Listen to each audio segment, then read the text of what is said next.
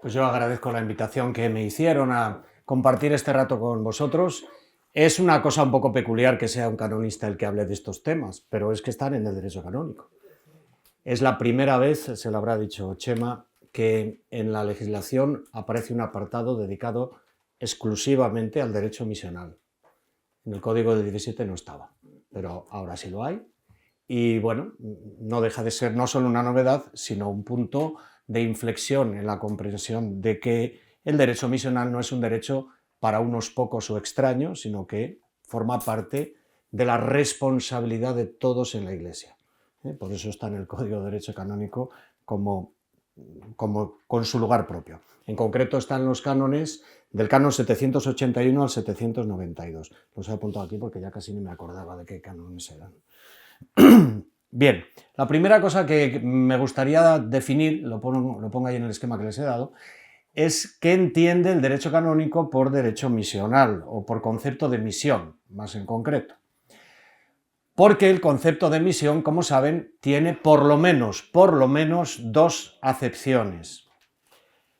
Una de ellas es la que marca el Código de Derecho Canónico cuando, en este apartado, habla del derecho misional. Es lo que tradicionalmente se ha llamado como la misión ad gentes. Entonces, el derecho canónico trata concretamente de esto.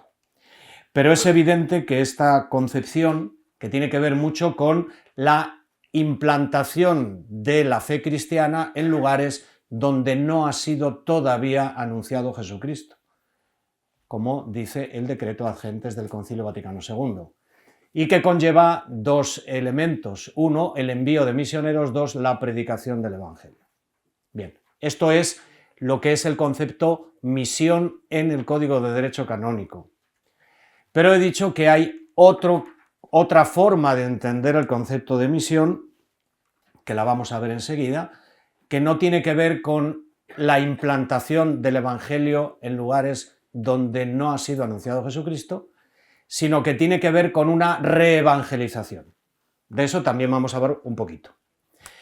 Recordando el primer concepto, la primera acepción del concepto misión, nos damos cuenta que el Concilio Vaticano II hace una llamada a todos los responsables, en concreto a todos los pastores de la Iglesia, para que no estén preocupados solo de su iglesia particular, de su iglesia local, sino que tengan lo que se dice en latín una solicitudo omnium ecclesiarum, es decir, una preocupación por todas las iglesias. El obispo es el vicario de Cristo en la iglesia local y la gobierna con la autoridad de Cristo, pero no está reducida su misión a mirar en la estrechez de su pequeño círculo, sino que su mirada tiene que estar, como miembro del colegio episcopal, abierta a la solicitud por las otras iglesias. El sínodo, en el que estamos todavía, la gente cree que el sínodo se ha acabado con la asamblea de 2024, ya hemos cerrado, ahora nos vamos. No, el sínodo tiene 3 fases. Estamos ahora en la tercera, apenas iniciando la tercera. Papa Francisco, antes de morir, anunció que esta fase se va a prolongar al menos hasta el año 2028, donde va a haber una gran asamblea universal que va a concluir todo este proceso sinodal. Lo digo esto porque lo de la solicitud omnium ecclesiarum ha estado muy presente todo el tiempo en el sínodo.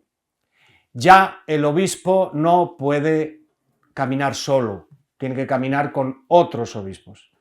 Y ha pedido el sínodo que se potencie muchísimo la cuestión de algo que era muy normal en los primeros siglos, hasta el siglo X, que era la metrópoli y las sufragáneas, es decir, la provincia eclesiástica, que se vuelva a potenciar esto, para que al menos los que están en una proximidad caminen juntos, y que se potencie también mucho el hecho de las conferencias episcopales como lugar de intercambio, como lugar en el que es más posible, en un mundo globalizado, tomar decisiones que pueden afectar a lugares que están tan próximos y que tienen realidades tan parecidas que sería extraño que cada uno de esos lugares caminara por un camino distinto. Bueno, esta solicitud omnium ecclesiarum ha venido unida a un tema muy bonito que ha salido en el sínodo también, que es el asunto, esto es un concepto de los orientales, el intercambio de dones. Precisamente el intercambio de dones entre las iglesias en la cuestión misionera es algo tan evidente que no hace falta ni explicarlo. Quien tiene más evangelizadores los envía. En este sentido hay que reconocer, ayer escuchábamos un bonito testimonio, hay que reconocer que España es un país privilegiado, porque ha tenido muchos misioneros y los ha enviado. Esperemos que con la ayuda de Dios esto no se termine. Este intercambio de dones entre las iglesias es absolutamente connatural a lo que la iglesia misma es, porque la iglesia es toda ella pueblo de Dios, un pueblo de Dios en el que todos estamos responsabilizados de todos. Y en ese sentido el intercambio entre unas iglesias y otras sigue siendo necesario, porque forma parte de la naturaleza misma de la iglesia. El que tiene más al que tiene menos. No me estoy refiriendo solo al intercambio de personas. Antes iban para allá, ahora muchos vienen de allá para acá. O sea, este intercambio de dones ahora se está dando la vuelta. Nosotros enviamos misioneros y ahora son ellos los que vienen aquí a echarnos una mano porque no alcanzamos, porque no tenemos nosotros. Este intercambio llega a decir el sínodo, que tiene un capítulo entero con respecto a esto, que tiene que ser hasta desde el punto de vista económico. En esto, Obras Misionales Pontificias creo que también es un testimonio grande de ese intercambio de dones, que es hasta económicos, que se viene haciendo desde hace muchísimo tiempo. Bien, este es el concepto que encontramos en el código, pero les decía que paralelamente se ha ido trabajando el concepto de misión como la reevangelización. Juan Pablo II lo llamaba nueva evangelización, es una forma de hablar. El Papa Francisco habló y ha hablado mucho y muy extensamente de la Iglesia en salida, de ese nuevo impulso de salida misionera que tiene que tener la Iglesia. Y curiosamente, tan curiosamente no, vamos a leer las palabras del Papa León XIV en el momento de la bendición Urbi et Orbi. Dice: quiero agradecer también a todos mis hermanos cardenales que me han elegido para ser sucesor de Pedro y caminar junto a vosotros. Esto ya es sínodos. Como Iglesia unida, buscando siempre la paz, la justicia, buscando siempre trabajar como hombres y mujeres fieles a Jesucristo. Y ahora vamos al asunto. Sin miedo, para anunciar el Evangelio, para ser misioneros. Y sigue diciendo: debemos buscar juntos cómo ser una iglesia misionera, una iglesia que construye puentes, diálogos, siempre abierta a acoger, como esta plaza con los brazos abiertos a todos los que necesitan nuestra caridad, nuestra presencia, diálogo y amor. Ven aquí que el concepto misión es ese concepto que no solo tiene referencia a la misión a gentes, sino que también se trata de construir en aquellos lugares donde Cristo está siendo olvidado, aunque fue anunciado, nuevos puentes, nuevas oportunidades de diálogo. Este concepto de misión aplicado a la evangelización de los lugares que ya siendo cristianos están abandonando la fe es muy antiguo. Nos puede parecer que la cosa es de ahora. Quiero recordarles que en el año 1941, en Francia, se fundó el Seminario de la Misión. Un seminario, la Mission de France, se llama así, que luego fue una prelatura nullius. Bueno, esto son cosas canónicas que interesan menos, pero lo que nos interesa es que la iniciativa fue para poder ayudar a formar sacerdotes, para poder ayudar a las diócesis francesas más carentes de clero, más necesitadas de clero, pero de un clero un poco especializado, o sea, clero que trabajaba en el mundo del trabajo, por redundancia. Poquito después, en el año 1943, dos de los grandes promotores de las Juventudes Obreras Católicas de Francia, Godin y Daniel, elaboraron un libro que es muy conocido porque de ahí viene esta segunda acepción: Francia, tierra de misión. Pero vamos a ver, si Francia ya estaba evangelizada hacía siglos, ya, pero era tierra de misión, de una nueva misión. Por eso digo que este concepto de misión, que no aparece, en este sentido no aparece en el código, creo que es complementario al que aparece en el código. Juan Pablo II, repito, habló de esa nueva necesaria evangelización con nuevos métodos, con nuevo impulso, pero de las tierras que ya habían sido evangelizadas. No es un primer anuncio a alguien que no sabe, que no ha conocido nunca. No, es un anuncio nuevo a lugares donde Cristo sí había sido anunciado, se había implantado ya la Iglesia con sus estructuras, con sus parroquias, con su clero propio, pero el cristianismo estaba perdiendo terreno. Estamos hablando, vuelvo a repetir, del año 41, del año 42, 43, o sea, no es de ahora. Creo que es necesario subrayar que no hay una contradicción entre estas dos acepciones del concepto misión. No hay ninguna contradicción, al revés. Creo que están tan relacionadas íntimamente que no se puede entender la una sin la otra. De hecho, al hablar, que era el tema que nos ocupa, de la formación en el ámbito de la misión, tenemos que subrayar estas palabras del Papa Francisco que me parece que vinculan las dos formas de entender la misión. Dice el Papa Francisco: la salida misionera es el paradigma de toda la obra de la Iglesia. Todo en la Iglesia es salida misionera.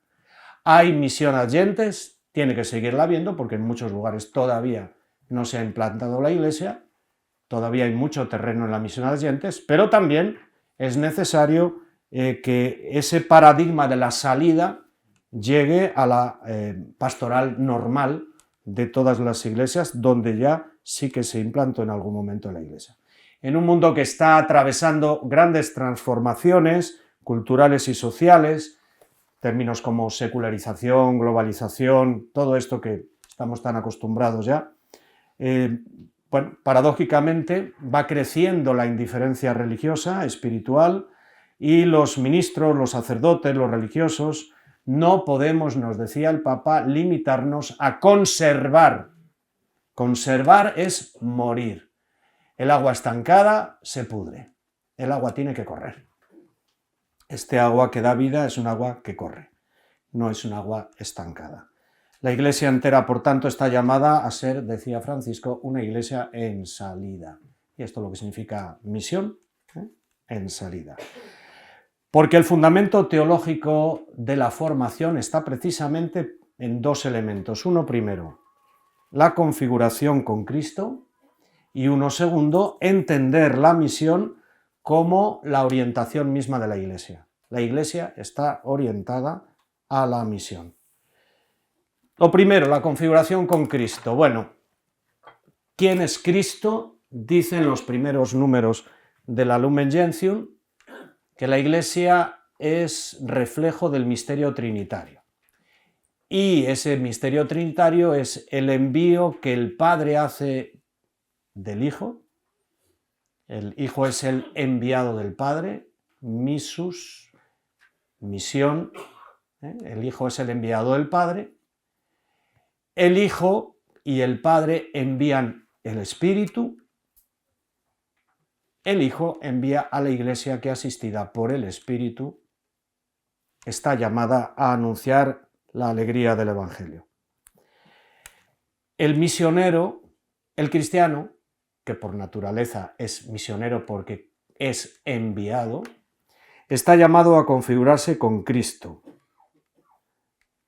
Esa configuración con Cristo, en el caso de los pastores, presbíteros, de los sacerdotes, de los ministros ordenados, esa configuración nos dice la Iglesia, en concreto, está en muchos documentos, pero desde la Presbyterorum Ordinis hasta Pastores Dabo Vobis y la Ratio Ultima, en el caso de los ministros ordenados, la finalidad de la formación es configurar a Cristo sacerdote con Cristo pastor, cabeza de la Iglesia.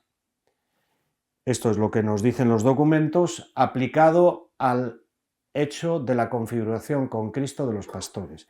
Y nos dice Vita Consecrata, con respecto a el fin de la formación de los consagrados, el Espíritu impulsa a los consagrados a vivir en radicalidad el seguimiento de Jesucristo, imitando también su forma de vivir, su forma de vida. Es la imitación de Cristo, el seguimiento radical de Cristo en su misma manera de vivir. Así que El fundamento de toda la formación, tanto sacerdotal como para la vida consagrada, es la configuración con Cristo, el enviado del Padre. Somos enviados como pastores, somos enviados como manifestación de la propia vida de Jesucristo, de la forma de vida de Cristo. Hemos dicho además que la formación tiene que tener en cuenta que no es ella misma un fin en sí misma, sino que la formación, tanto en los seminarios como en las casas de los religiosos o consagrados, debe estar orientada siempre a la misión. No se trata de formar clérigos o consagrados para que se instalen en las estructuras, sino para enviarlos, porque la misión es constitutiva de la identidad de los que están formándose como pastores o como consagrados. Voy a leer una pequeñita cosa de la Ratio Española, porque me parece que está muy bien dicho en la Ratio Española, en la Ratio Universal. Dice: la comunidad cristiana es congregada por el Espíritu para ser enviada a la misión. Por ello, el anhelo misionero y su puesta en práctica concreta pertenecen al ser entero del pueblo de Dios, que debe ponerse constantemente en salida, desde el momento en que da alegría del Evangelio que llena la vida de la comunidad de los discípulos y es una alegría misionera. Tal impulso misionero caracteriza de un modo todavía más especial a los que son llamados al ministerio presbiteral, como fin y horizonte de toda su formación. Y de un documento de la Pontificia Unión Misional del Clero, una de las obras que tenemos que subrayar, en el documento ese del año 93, que conocéis bien, Unidos para anunciar a Cristo, dice en el número 2.2, está claro que durante sus años de seminario y durante sus estudios, los candidatos al sacerdocio deberán ser formados en el espíritu misionero. Por ello es indispensable que la misión ocupe el centro de la enseñanza y del estudio de la teología, y que la oración de los seminaristas, tanto personal como comunitaria, esté impregnada de espíritu misionero. Bueno, por tanto, orientado todo hacia la misión. ¿Cómo podemos hacer que esto sea así? Vamos al punto tercero que les tengo aquí. Quizás sea un poquito vamos a aterrizar todas estas teorías en cuestiones que nos pueden ayudar más en la formación. ¿Qué rasgos tiene que tener una formación en clave misionera? Bueno, estamos cansados ya de escuchar las diferentes áreas de la formación, la dimensión humana, la dimensión espiritual, intelectual, la transversal, que es la comunitaria, la pastoral. Bueno, de esto los documentos han hablado con bastante abundancia. Y está muy bien recogido todo, en el caso concreto de los ministros, de los presbíteros, está muy bien recogido en la última ratio, el don de la vocación presbiteral del año 2016, y en los documentos también que hacen referencia a la ratio española, por ejemplo, que lo recoge muy bien. Nos interesa entonces nosotros responder a una pregunta, que es el objeto de esta intervención. ¿Cómo debe ser una formación específicamente orientada a la misión? Bueno, quiero identificar unos rasgos que a mí me parecen fundamentales para educar a los formandos en esta llamada que nos hace la Iglesia a orientar la formación hacia la misión. Primero, la capacidad de diálogo. Hoy, más que nunca, vivimos en un contexto pluralista. Evidentemente, no estamos en los tiempos antiguos, no hace tantísimo, pero donde las personas casi que nacían, vivían, se reproducían y morían casi en el mismo sitio, en un entorno muy cercano. Ahora mismo el hecho de la facilitación a través de los medios de comunicación permite que la gente esté de un lado a otro del mundo en muy pocas horas. Esto es una novedad que ha hecho la evolución también de la cuestión de la movilidad humana. Bien, esto ha hecho también que los contextos no sean contextos uniformes, sino que ahora mismo los contextos en los que nos toca vivir sean muy pluralistas. Por eso es importantísimo educar, formar a los futuros sacerdotes, a los consagrados, pero a todos, no me estoy refiriendo solo a los que pertenecen a instituciones o a los que tienen intención de ir a la misión ad gentes, porque hemos dicho que no vamos a separar las cosas. La formación vale para formar ministros en una iglesia misionera y en salida, sea para los contextos habituales, sea para la misión ad gentes. Digo, primero deben estar preparadas estas personas para el diálogo intercultural e interreligioso. Aquí ayer también lo decía el profesor Carvajal, bueno, hay que estar abiertos, hay que escuchar, sin renunciar a anunciar la verdad del Evangelio. La apertura necesaria a las otras culturas, al diálogo con otras religiones, no significa que renunciemos al anuncio de la verdad del Evangelio, porque consideramos que es la que trae verdaderamente la plenitud para las personas. Si no lo creyéramos, no seríamos cristianos. Sin despreciar ni rechazar ninguna otra cultura ni ninguna otra religión, nosotros tenemos que ser claros que lo que anunciamos lo anunciamos porque creemos que es lo que a las personas les aporta la plenitud. La formación, por tanto, debe formar tanto al diálogo como también, y esto es muy importante, a la humildad. Yo sé que muchos de los misioneros podrían dar testimonio de esto mejor que yo, pero es verdad que cuando uno va fuera de su tierra, lo primero que tiene que aprender es a ser humilde y a aprender cosas, porque en realidad nosotros tenemos una visión muy cerrada de nuestro círculo en el que nos hemos crecido, nos hemos educado, y cuesta trabajo, con humildad, aceptar que hay otras formas de ver el mundo, de manejarse en la vida. El que va con este corazón abierto y con humildad no impone, va a compartir. Y yo creo que en ese compartir con sinceridad y sin intentar imponer, se da un testimonio que puede mover a otros al cambio, no por obligación ni por imposición, sino por un sentimiento interno de una unidad que trae precisamente el que se propone, como Dios nos propone a todos, el amarlo no nos obliga a que lo hagamos.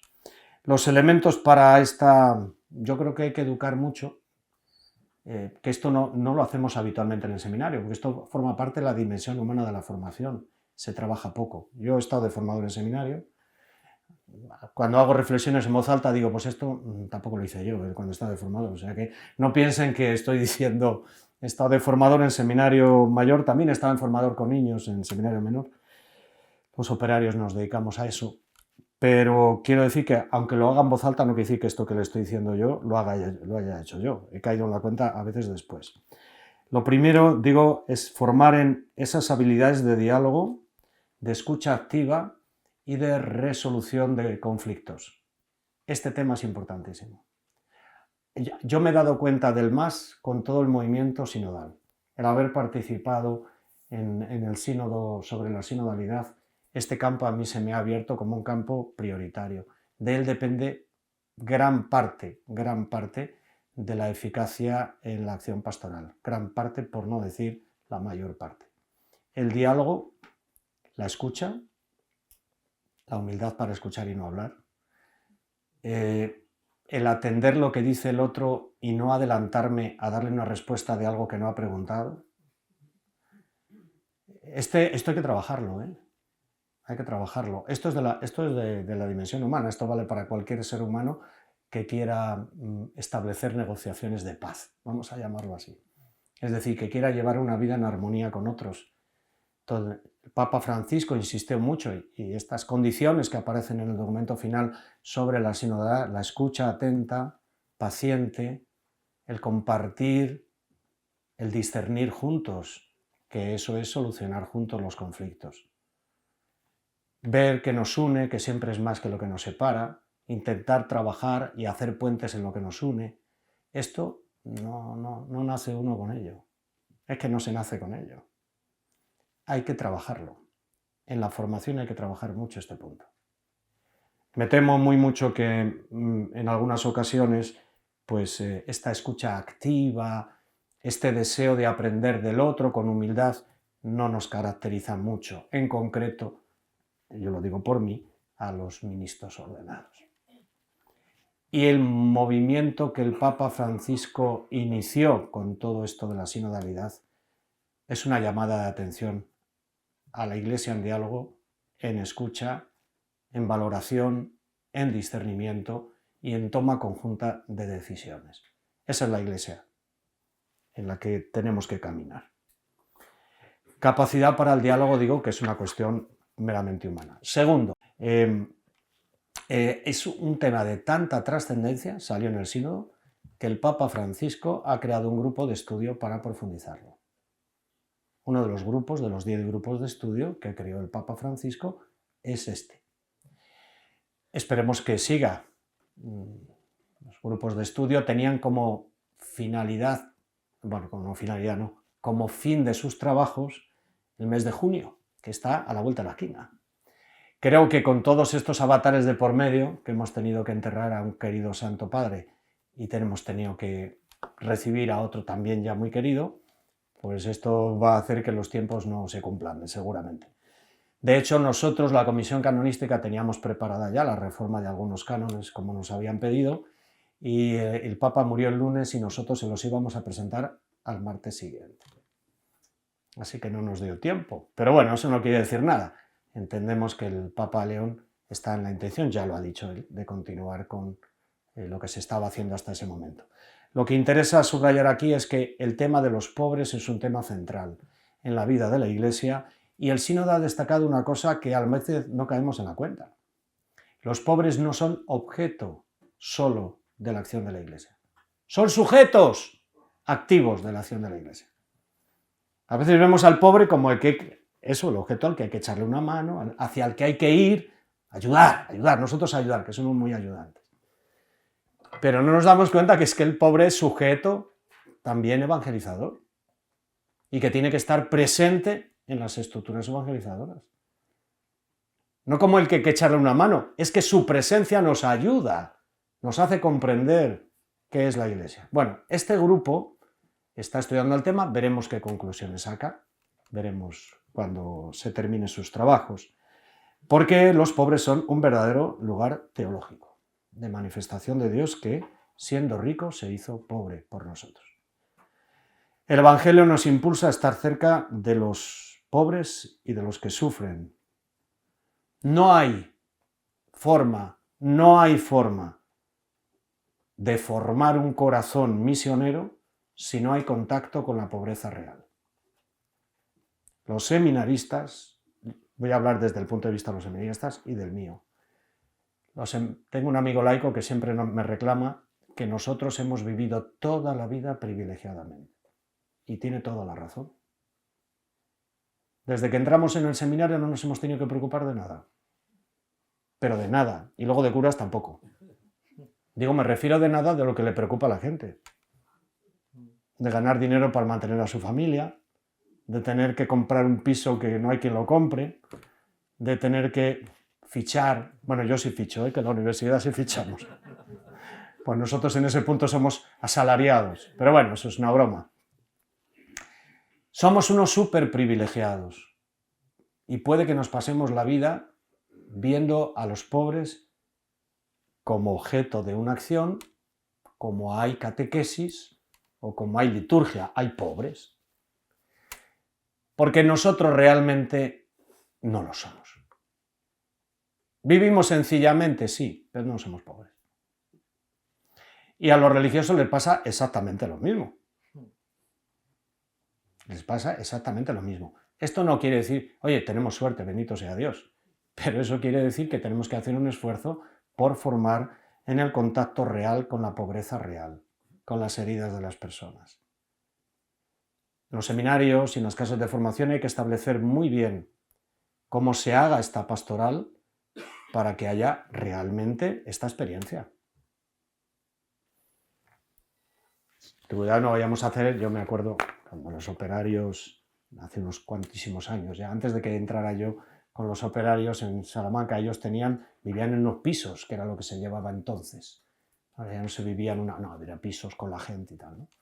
Entonces contaban, lo cuento ahora porque casi ninguno de estos es operario, es decir, que lo puedo contar porque no se van a ofender, porque ya está cada uno con su familia. Pero estos iban a los pobres de Salamanca y venían y se duchaban enseguida porque no se fueran a coger algún piojo. Bueno, es una bobada, pero es una forma de pensar en una realidad que es ajena a ti, de verlo siempre como un objeto, y no son un objeto, son sujetos. Tercer punto, este está muy delicado. He hablado ya algo del discernimiento. No me voy a detener mucho más en el punto del discernimiento, porque tiene que ver con el primero del diálogo, la escucha, la capacidad para resolver juntos conflictos. Durante el sínodo se hicieron las sesiones con el método ese de conversación en el espíritu, que es una cuestión muy jesuítica. Y como dicen en mi pueblo, para gusto se hicieron los colores. No es que esté mal, es un método, pero hay otros. El mismo Papa Francisco en otras ocasiones ha hablado de otros métodos, algunos de ellos muy probados que a mí me gustan también mucho, como el de la acción católica tradicional del ver, juzgar y actuar, que luego el Papa en el sínodo de los jóvenes le cambió los nombres, pero el contenido es el mismo. No importa el método que se utilice, lo importante es que, iluminados por el Espíritu, observemos la realidad, intentemos caminar juntos para transformarla. De eso se trata, y ese es el discernimiento necesario para la misión. Pero hay otro aspecto muy interesante que ya aparece en Adgentes, cuando habla del perfil de misionario, Adgentes, pues no dice la palabra, pero la palabra ahora es resiliencia, que esta la pusimos de moda cuando tuvimos que estar encerrados. Lo que era el aguante de toda la vida, pues ahora se llama resiliencia. Aguántate, no, sé resiliente. Bueno, me da igual cómo lo llamemos. El concilio en Adgentes decía, hablando del perfil del misionero, pero vale para cualquier cristiano, porque hemos dicho que todos somos misioneros. Debe ser capaz de iniciativas constantes para continuar los trabajos hasta el fin. Perseverante en las dificultades, paciente y fuerte en sobrellevar la soledad, el cansancio y el trabajo infructuoso. Resiliencia. Qué bien nos hace traer a la casa de formación a misioneros que nos cuenten experiencias de fracaso. Nos hace mucho bien, porque el fracaso forma parte de la misión. Sino que le digan a Pablo en Atenas el caso que le hicieron. Cero patatero. De eso podríamos hablar en otra ocasión. Es un problema grave en una sociedad ya no líquida, sino gaseosa, porque ya no estamos en el líquido, ya hemos sublimado ya la sociedad, donde la incapacidad para afrontar las dificultades y los fracasos cada día es más patente. No, la virtud de la fortaleza no está para nada de moda, pero para nada. Ay, que no le pase, ay, que no le... Ay, ay, ay, ay, ay. Y para que no le pase nada ni lo tengo. Así no le pasa nada. Le voy a evitar que venga a este mundo tan mal constituido. Le voy a evitar que nazca y así no sufre. Esta idea de que el sufrimiento es ajeno a la naturaleza humana es ridícula. Porque es que más tarde o más temprano te encuentras de cara con él. Es que esto es inevitable. Y querer cerrar los ojos a la realidad es una estupidez soberana. Hay que educar en la fortaleza, hay que educar en aprender a sobrellevar las contrariedades de la vida. Forman parte de nuestra existencia. Y no significa que nuestra vida haya fracasado porque una iniciativa nuestra haya fracasado. No significa eso. Hay que educar en las casas de formación para esto. Perseverancia. Perseverancia. Como no salió, pues ya cambio. Tened en cuenta que los vídeos de TikTok duran 3 minutos, el que más, y los chicos los pasan en menos de 15 segundos si no les han encantado en el momento en los que los han empezado a ver. esta incapacidad para poder centrarse en algo y buscar solo una satisfacción inmediata hace imposible la resiliencia. Y no vivimos en un mundo de cristal. Una de las cosas que a mí más me preocupan, el otro día la puse de manifiesto, que tuvimos también una cuestión, la cátedra Mosensol en la Pontificia habló sobre la formación, y yo hablé de este tema y dije, uno de los problemas fundamentales es que nuestras casas de formación y nuestros seminarios son burbujas, pero burbujas verdaderas, donde llevamos una vida ficticia que no tiene nada que ver, en el caso de los seminarios más, en el caso de la vida consagrada no es tal porque ellos sí se forman para vivir como se están formando, me refiero a la vida comunitaria y demás, pero los curas diocesanos vivimos en una realidad absolutamente extraña. Claro que luego sale uno y dice, patada y para adelante. Como decía el otro, yo ya de comunidad ya tuve bastante en el seminario. Y yo conocía a un cura que había contado los días que había estado en el seminario para decir todos los que iba a estar ya él solo. Es que llevo no sé cuántos miles de días, ahora yo todos esos días me dirijo yo solo, no necesito a los demás. Bueno. Espiritualidad de itinerancia es otro de los aspectos. El corazón del misionero no es sedentario, es un corazón en salida. Hay que educar en el desapego, en la apertura al espíritu, en la capacidad de cambiar. También oyentes en el número 25, repito en el mismo, también dice, hablando del misionero, lleno de fe viva y de esperanza, el misionero sea hombre de oración. Espiritualidad de itinerancia. Sin oración no hay nada. Inflámese en el espíritu de fortaleza, la resiliencia, de amor y de templanza. La espiritualidad de itinerancia necesita personas desapegadas. La templanza. Aprenda a contentarse con lo que tiene.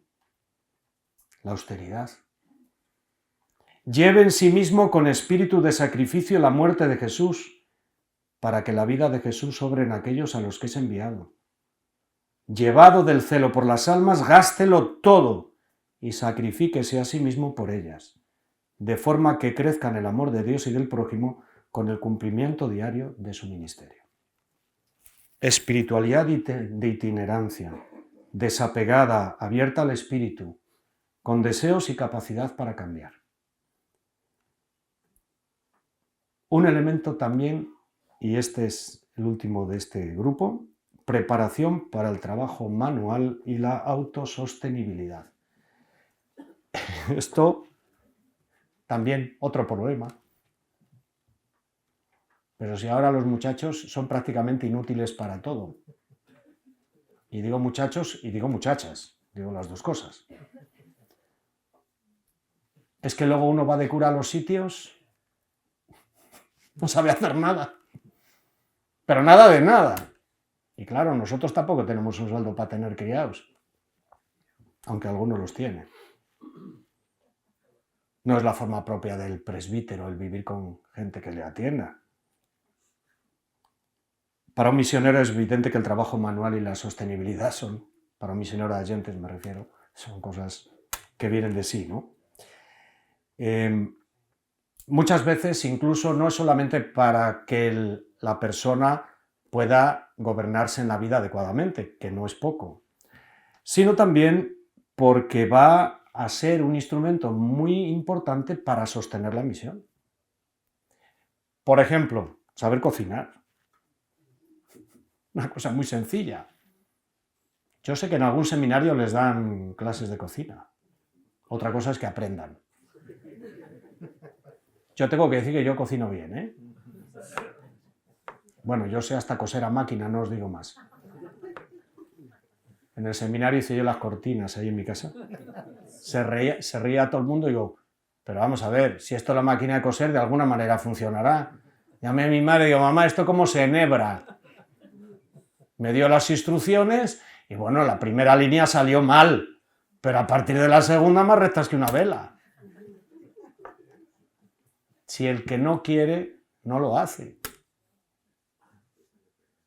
Hay que ayudar a las personas a que sean también, en ese sentido, autosostenibles, que sepan hacer las cosas normales de un ser humano normal. Es que entras en las casas de los curas a veces y de bendito sea Dios. ¿Cuándo ha pasado por aquí un huracán? Porque aquello parece una leonera.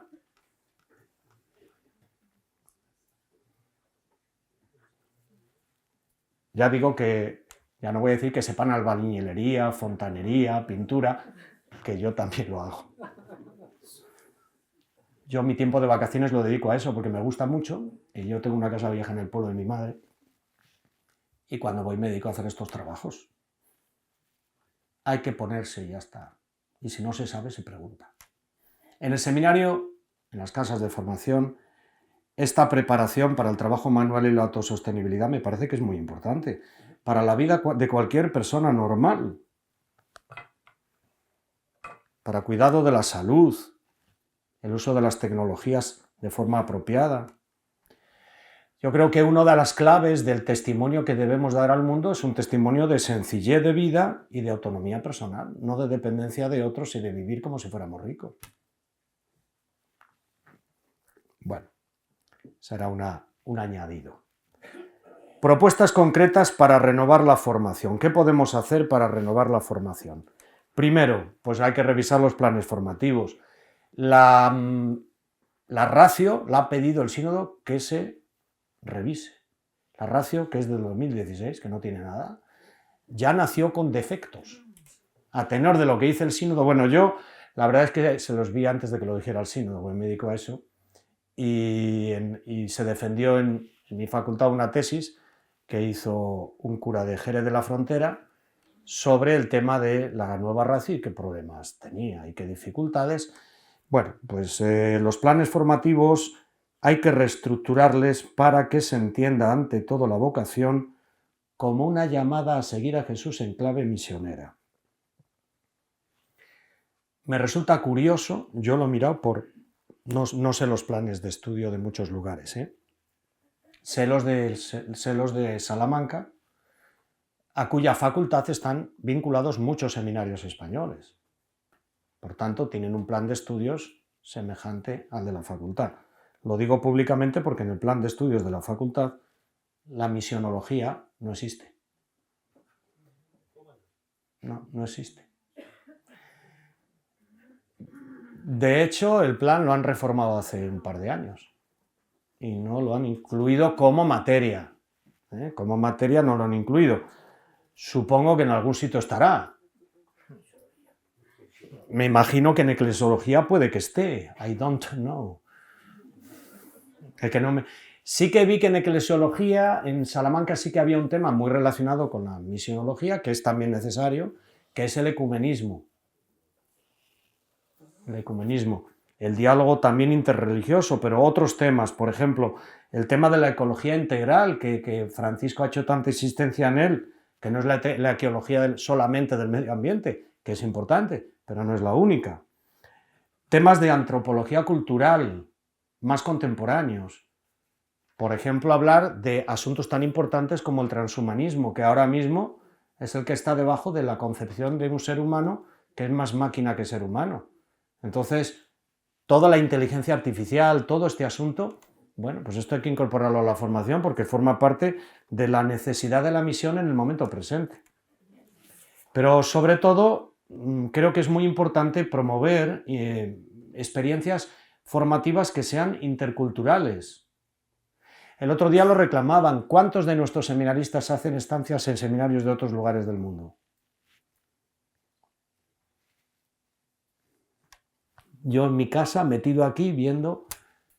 Hombre, cuando todos los estudiantes universitarios están deseando hacer el Erasmus, para arriba, para abajo, ir a ver, conocer. Quizás sea una intención más bien de pasear, ¿verdad? Nosotros no tendríamos solo la intención de pasear, que también puede ser. Conocer sitios nuevos no está mal, sino abrir la mentalidad a otras culturas. En la Facultad de Teología sí que es verdad, en Salamanca, que todos los años, ahora últimamente no, pero yo he tenido alumnos, por ejemplo, de Alemania, que sí son seminaristas y los mandan un año fuera para que vean el mundo. y valoren también si su vocación tiene fuerza, saliendo de la burbuja en la que han vivido y viven en un piso con otros estudiantes. Algunos no llegan a curas luego. Bueno, pues mejor antes que después. Claro, como decía otros, si va a ser que no, pues cuanto antes, que luego el estropicio es mayor. Hemos tenido siempre alguna estudiante, pero en canónico, una vez una estudiante del Laterano, una laica, vino a estudiar con nosotros un semestre. La única vez en todo el tiempo que llevo yo en la universidad, que solo llevo 26 años. O sea, el intercambio pero no solamente de seminaristas, también el hecho, por ejemplo, de experiencias conjuntas de formación, lo ha pedido el sínodo. Hubo una crisis importante en la Iglesia Católica, a mi modo de entender, que fue cuando la Santa Sede determinó que los laicos no podían estudiar al mismo tiempo y en el mismo lugar que los seminaristas. Y entonces creó una cosa que se llaman Institutos Superiores de Ciencias Religiosas. Porque hasta entonces que no había, ¿dónde iban los laicos o los consagrados? Que no iban a ser curas, por supuesto, porque en este caso las consagradas. ¿Dónde estudiaban? Pues en el seminario. Pero, pues no. Cada uno en su casa y Dios en la de todos.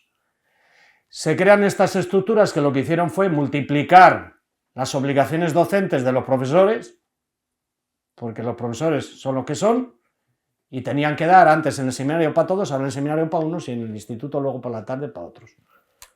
Bueno, eso es una opinión mía, pero digo, esto nos ha hecho perder la interrelación entre carismas, vocaciones, estados de vida, porque cada uno se forma por un lado. ¿Cómo vamos a construir una iglesia sinodal si ni siquiera tenemos un contacto directo en la formación? No nos conocemos. Yo siempre recuerdo a un cura en una parroquia que estuve, no era yo el párroco, le habían mandado un diácono permanente, que no sé por qué demonios les llamamos diáconos permanentes, porque son los únicos verdaderos diáconos. Porque los transitorios son una nada. Yo le digo siempre a los seminaristas, ¿tú tienes vocación de diácono? No, yo tengo vocación de cura, claro, como yo. Pero me obligaron a ser lector, acólito, diácono. Bueno, algunos nació con vocación de obispo, cuidado. Que es una vocación de sacerdote más elevada. Lo digo porque tenemos... Siempre recuerdo el caso de un famoso obispo español que su madre la entrevistaron. Esto es público, La entrevistaron en televisión. Dice, bueno, qué alegría que su hijo le hayan nombrado el Santo Padre obispo y tal. Y dice, ¡wow! ¡Toda la vida llevaba esperándolo! Si era su vocación. Efectivamente, pues no es ninguna cosa mala. Lo dice San Pablo, quien desea el episcopado, una cosa buena desea. Lo dice San Pablo, es palabra de Dios.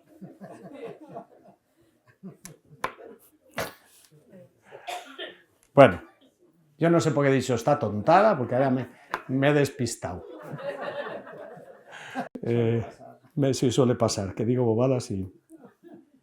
Bueno, estábamos hablando de la relación en la formación entre las diferentes realidades carismáticas, estados de vida, vocaciones. ¿Por qué? Porque es de la única manera que podemos construir a futuro una iglesia donde nos conocemos y nos reconocemos. Decía este cura, ¿para qué me mandaba a mí un diácono? ¿Eso para qué sirve? Pero vamos a ver, si no eres capaz de reconocer que la vocación diaconal tiene su puesto en la vida de la comunidad, pues apague, vámonos. Pero pasa con curas que no entienden por qué tiene que las religiosas hacer algo en su parroquia. O que son ahí unas, sí, bueno, tú encárgate de esto y ya está, pero que no. Hay que cambiar la mentalidad. Creo que las experiencias formativas son necesarias. Pero en este mismo momento yo creo que en España los religiosos sí hacen algo a nivel, por ejemplo, los contemplativos están haciendo experiencias, las contemplativas están haciendo experiencias de formación inter, porque son pocas y bueno, para facilitar y mejorar la formación lo están haciendo, pero no es muy común, no son muy comunes estas experiencias y el sínodo ha pedido que se hagan, ¿eh? Y también con los seminaristas, ¿no? Que los seminaristas no están en un mundo aparte. Segundo, integrar experiencias misioneras.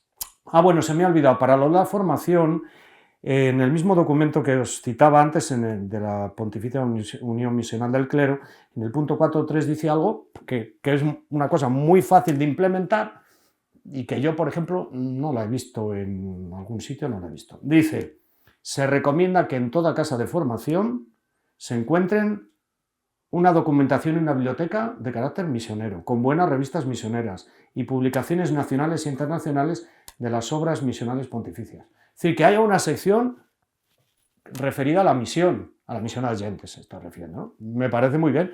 Yo en mi seminario la verdad es que no la tenía.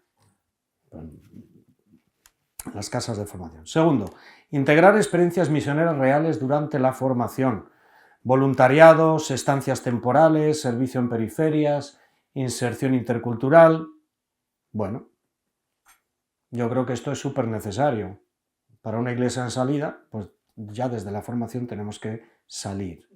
Las estancias misioneras en tiempo de verano, por ejemplo, son muy buenas, muy útiles. La gente hay algunas diócesis que lo tienen más fácil. Por ejemplo, Toledo tiene fácil estas experiencias porque tienen patrocinada una misión en el Perú.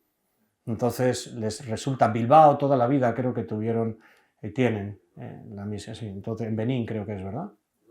Y en Ecuador, sí. Y Ecuador, sí. Bueno, hay muchas diócesis que tienen y sería relativamente fácil que todos los seminaristas pasaran por esa experiencia y deberían hacerlo. Pero incluso habiendo los medios, a veces no se utiliza.